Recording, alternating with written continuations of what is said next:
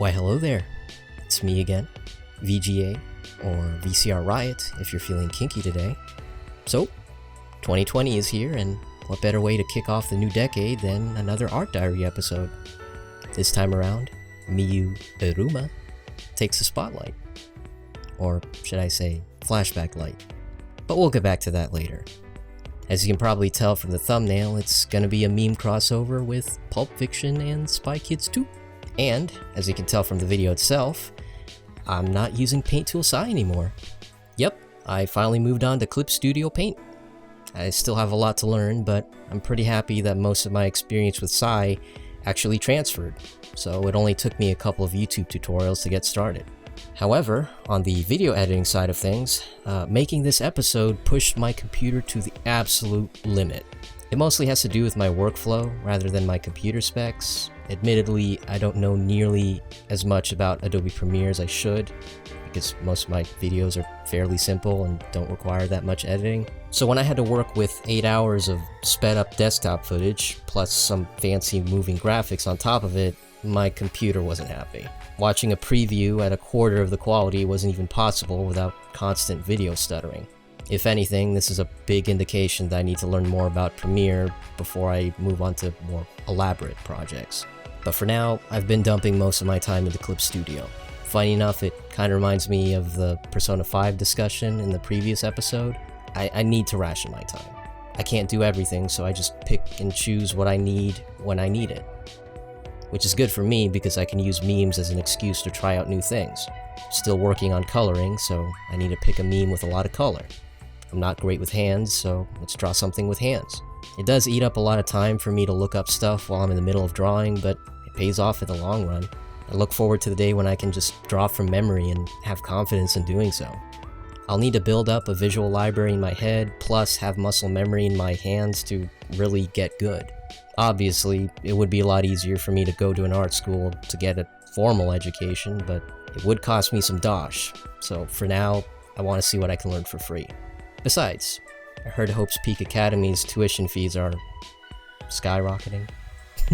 So, if you didn't already know, this video does contain spoilers for the entire Danganronpa series.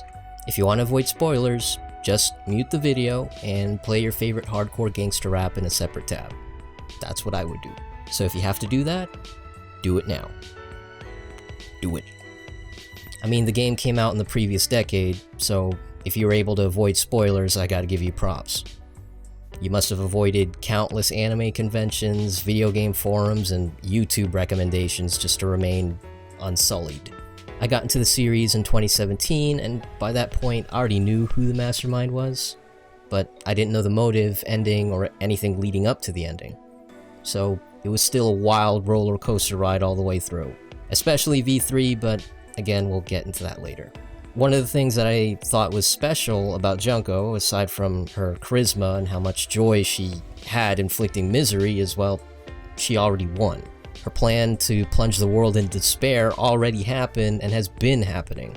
The killing game in the first game was just a way for her to mop up survivors. It served both as bait, plus a message to anyone who still opposed her. The killing game in Hope's Peak was just icing on the cake. She's already reached the peak. All she has to do now is plant the victory flag. Or in this case, a death flag. All the sequels are just her backup plans, or plans that are carried under her influence. Kind of like what Jigsaw did in the Saw movies. She may be gone, but the remnants carry on. Speaking of remnants, as much as I enjoyed the Danganronpa 3 anime, I was extremely disappointed with the way they handled the origin story. I really wanted to see Junko personally corrupt every single member of the now disbanded Remnants of Despair. We already established that Junko has the charisma, resources, blackmail, and general manipulation to get anyone on her payroll, but nope. Here's a brainwashing video to brainwash everyone at the same time. Like, I get it. Anime takes a lot of time and money, so the brainwashing was a way for them to speed things up, narratively and financially. But come on. That completely voids the blame and guilt that the group felt at the end of Danganronpa 2. They didn't have a choice. They weren't seduced by the dark side, they were tricked. They never got orders from Junko, they just get brainwashed and then go their separate ways. Monika's Warriors of Hope were more organized than the Remnants of Despair. And really, think about how heart-wrenching it would be if Junko did personally corrupt the Ultimates. Chiaki would see her classmates, her friends, fall into despair one by one, and she wouldn't know why. And then she would be all alone. That is despair with a capital fucking D. Also, Monica just gives up being Junko's successor and yeets off into space. You know, for somebody who has Junko pictures plastered all over her walls and ceiling and dresses up as her, you would think she wouldn't have given up so easily. My expectations were subverted so much that I rolled my eyes harder than that scene from The Exorcist. Funny enough, as much as I enjoyed Ultra Despair Girls, that story had a lot of problems as well. Mostly had to do with the way karma worked in that game. Everybody who died did not deserve it. All of the villains, and I do mean all of them, survived that game. Despite having a kill count in the thousands, probably more if you include the deaths outside of Toa City. But aside from that, I still love the series. I'm critical about them because I care. Gameplay's always fun, except for the second game. Bone meat on the bone meat, bone beat meat. Really, Danganronpa perfectly captures my favorite types of storytelling. It's weird, but thought-provoking, hilarious, and heartbreaking. No matter how crazy the story gets or how absurd the characters act, it's all tied together by genuine emotion. Not everyone's gonna get along, but the moments where they do try to keep things together really sticks with me. Which finally brings me to Danganronpa V3. Not only does it have the best gameplay in the entire series, but it also tells the most balls-to-the-walls, batshit insane story out of all of them. On both merits, it's number one with a bullet. So it should come as no surprise that my favorite character in V3 is Miyu. She had a pretty significant role in the story, thanks to all the inventions she provided, which she made and gave away without any compensation, aside from exposure. And her banter, both during and after trials, was always comedy gold. Kinda like Junko, she doesn't have a filter. You would think that would get annoying, but the fact that she immediately backs down if there's any kind of backlash just makes her so fucking adorable. And both her Japanese and English voice actor are fantastic. You can tell they had so much fun playing her character. If you ever watch that anime Pantene Stocking with Garter Belt, it's basically that with her.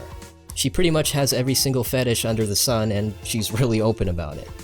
Sub or dub, you're gonna have a great time. It gets even better if you play the bonus modes that you unlock after beating the game. My favorite is the Ultimate Talent Development Plan, because you get to see character interactions that never happened in the main games, much like how Dragon Ball FighterZ brings back their characters. But yeah, Miyu was great. I would have loved to see her make it to the finale, but it was never meant to be. Her banter with Tsumugi would have been legendary. It's kind of funny to think that Tsumugi really screwed herself over by writing 3 super overpowered characters for her plan. You got the Ultimate Detective, Ultimate Inventor, and Ultimate Supreme Leader running around. Her plan was going to end in catastrophic and disappointing failure. I mean, shit, she didn't even make it through the first trial without having to cheat, and she executed an innocent student in the process. Don't get me wrong, Junko herself isn't above and beyond playing dirty. But it took 5 trials before she played that card. Anyways, let's pull things back a bit and look over the plot as a whole, or rather, what my theory is to what the plot is. It took me a few months to recover after experiencing the insanity that was V3, but here's what I pieced together. So, just like the trials in the games, I'll be loading up a few truth bullets that I believe to be 100% true. The first round in the chamber is that all the events of the previous games and anime did in fact happen in reality. It wasn't seasons in a TV show. I'll go into more detail about that later, but for now, let's keep it loaded. The second round in the chamber is that V3 takes place extremely far into the future. So much so that the technology established in the earlier games have been advanced to outrageous heights. Brainwashing, virtual reality, combat mechs, you name it. And because the story takes place so far into the future, there are people who look back on the past tragedy and romanticize it. The third round in the chamber deals with V3's first intro. I do believe that the flashback that both Cade, or Kaide, and Shuichi experienced were the real deal. They were kidnapped off the street. There was no audition or willing participation. It's also supported by the fact that Rantaro and the others didn't express any kind of excitement after finding out they were being chosen for the new Killing game. If they really were diehard fans of the so-called Danganronpa show, they would have been super hyped. Which brings us to the 4th and 5th round. The audition tapes are fake, and there's no such thing as cosplocks. Tsumugi has an ultimate studio that has all the backgrounds and costumes she will ever need to make those audition tapes herself. She can cosplay as different people in a matter of seconds, so changing her skin color to fake cosplocks would have been child's play. In general, anything that comes out of her mouth is untrustworthy. I mean, she did execute an innocent student in the first trial, so yeah, probably a bad idea to believe her more often than not. And finally, the last round is the flashback lights. The memories they provide are all fake. The secret room that shows you the customization options pretty much solidifies that. So now, onto the grand scheme of things. I believe that Danganronpa V3 takes place in the far future, after the real events of the previous games. Team Danganronpa, which could be a cult, a terrorist group, mega corporation, or superpower, has romanticized and glorified the past tragedies to the point where they kidnap random students off the street, brainwash them, and then film them for a killing game. Depending on the level of power Team Danganronpa has, it could be for snuff videos or live streams on the internet, or it could be a worldwide TV broadcast like a modern-day gladiator fight. Either the whole world is in on it, or it's a small but influential group. I lean more towards the group theory because it's not nearly as despair-inducing, plus it doesn't make much sense to have team be in the name of something so powerful and vast, and as you know, it only took one person to plunge the whole world into chaos, so a small company wouldn't have much trouble running the show. But then again, having the whole world be in on it would be a lot more horrifying, but really I'm fine with any level of power, it works either way. Just know that we never found out what happened to Fenrir, that mercenary group Makuro was with, or what was left of the remnants. And what I mean by remnants, I'm not just talking about the group from Danganronpa 2. By virtue of causing all this chaos after Junko's death, you also count as a remnant, as far as I'm concerned. But yeah, even if they did disband, all that powerful equipment doesn't just go away, so it could be like a umbrella corporation situation where all their resources are seized and used elsewhere, and then we would eventually have Team Danganronpa. It could have been explained in the novels, but I just play the games and watch the animes, so there's always a chance I missed something. There was a flashback of some kind where you see this kid, also named Makoto, watch a live stream of the show on his phone. This could be another fake memory because Danganronpa has never switched perspectives to show a character outside the main story location. But if it is real, he's either watching an official broadcast, or he's got a really fucked up browser history. Again, either one idea works. Worst case scenario, Team Danganronpa has done this killing game over 50 fucking times. Also, in a fourth wall breaking sense, the final trial is commentary over how rabid fan bases can be with their demands. It's pretty clear now more than ever that Spike Chunsoft is tired of that shit. I mean, really, how many times have you watched a game trailer only to scroll down to the comments and see how many people are begging for a sequel to a completely different game that the company worked on? People need to move on. And I'm not just talking about the fans, but the people who also create these games. All great stories need to have an ending, and you know what? I'd rather have the series end on its own terms than to have it wither away because of sequel fatigue. A car firing on all cylinders will eventually destroy its engine, so if given the chance, it's better to park to the side and enjoy the sunset. So yeah, that's Danganronpa V3, as told by me. It doesn't invalidate the previous games like how some people interpreted, but I don't blame them for getting confused and just going with what Tsumugi said. And what she said is the most despair-inducing shit of all time. Even if she lied about mostly everything, she still stole everyone's memories. If the whole world wasn't in on it, then there's a chance Shuichi, Maki, and Himiko will be found by their family and friends. They would need to place their trust in others if they want to reclaim the life they had before. If not, they could just continue with the personalities that they've been rewired to. In life, we don't have a choice on the cards we've been given, but we can choose the way we play them. Or, in V3's case, Sometimes it's better to walk away from the table and play by your own rules.